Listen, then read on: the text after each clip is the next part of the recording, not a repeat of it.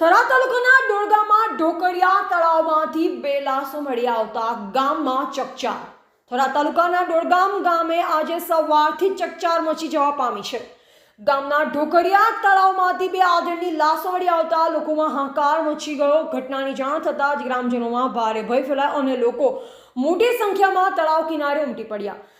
માહિતી મળતાની સાથે નજીકના થરાદ પોલીસ સ્ટેશને જાણ કરવામાં આવી. પોલીસ તંત્ર ઝડપથી ઘટના સ્થળે પહોંચી ગયું અને સાથે ફાયર ટીમને પણ બોલાવવામાં આવી.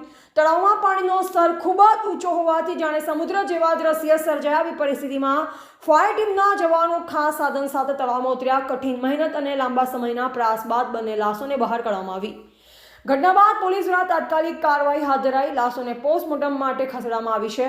હાલ આ લાશો કોની છે તેની ઓળખ કરવા માટે પોલીસ દ્વારા તપાસ શરૂ કરવામાં આવી રહી છે. પ્રાથમિક તબક્કે આ ઘટના પાછળ અકસ્માત કે આત્મહત્યા કે પછી કોઈ શંકાસ્પદ કારણ તે અંગે કોઈ સ્પષ્ટતા થઈ નથી.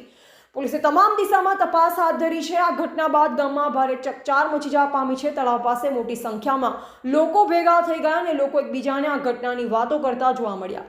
ઘણા લોકોના ચહેરા પર ભય અને ચિંતાનો માહોલ સ્પષ્ટ જણાયો હતો. ગ્રામ લોકોએ જણાવ્યું કે ઢોકરિયા તળાવ સામાન્ય રીતે શાંત રહેતું સ્થળ છે,